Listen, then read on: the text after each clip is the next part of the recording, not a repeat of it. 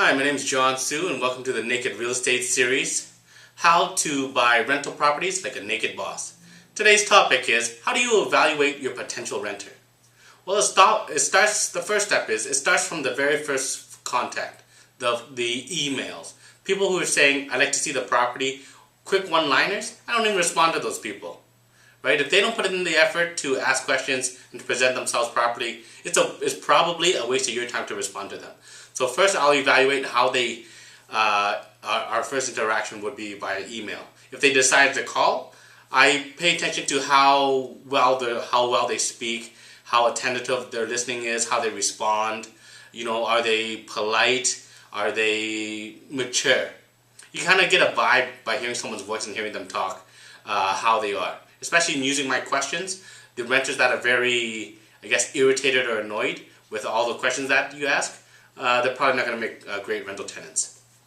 When it comes to showing the properties, what I do is I show up early and I greet them at their car. I look at what car they pull up, how they pull up. You know, some young punks pull up with their subs blasting or whatever it may be. A key thing is I meet them at their car.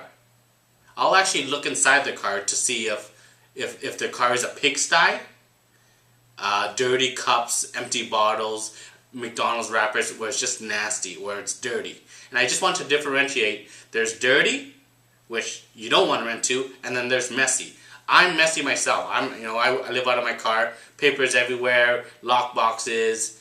You know how it is. It's a messy car, but you won't see nasty stuff like wrappers or pop cans or empty drinks in my car because it's not dirty. So yeah, I'll rent to messy, but I won't rent to dirty.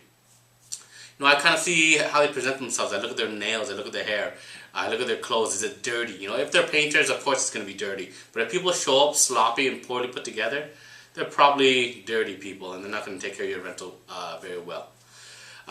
Checking references. You know, everyone's obviously going to give a good reference. And one thing I notice about work references, just because they're a hard worker and reliable at work doesn't mean they make good renters. I've had many times rent not paid, but these guys were fantastic work references.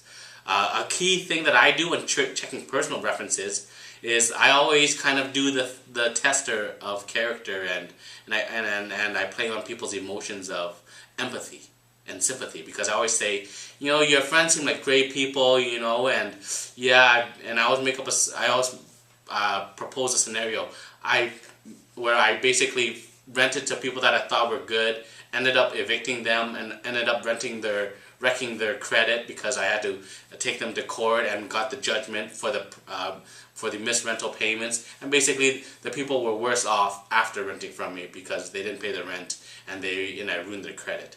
And a lot of the times when you're calling the references, they're people that care about them. You know, and I've actually had people say to me, John, don't rent to them. They're bad. They're going to wreck your property. Or John, they're not ready. Don't rent to them. Or, you know, I don't want them to have that to happen to them. Just don't rent to them. So yeah, you know what? Some people will say, whoa, that's kind of sleazy and slimebally. But you know what? In the rental business, you got to see the rental property. If you want it for $200,000, it's like giving them $200,000 cash. You just don't let anybody in there.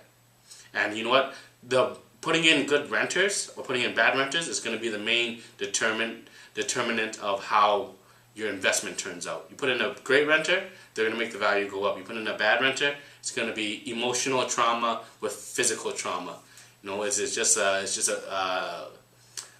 would just make a great investment turn terrible.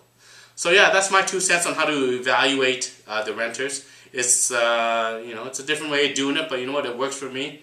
And you know, in the end, number one thing is protecting your asset and your investment. Thank you.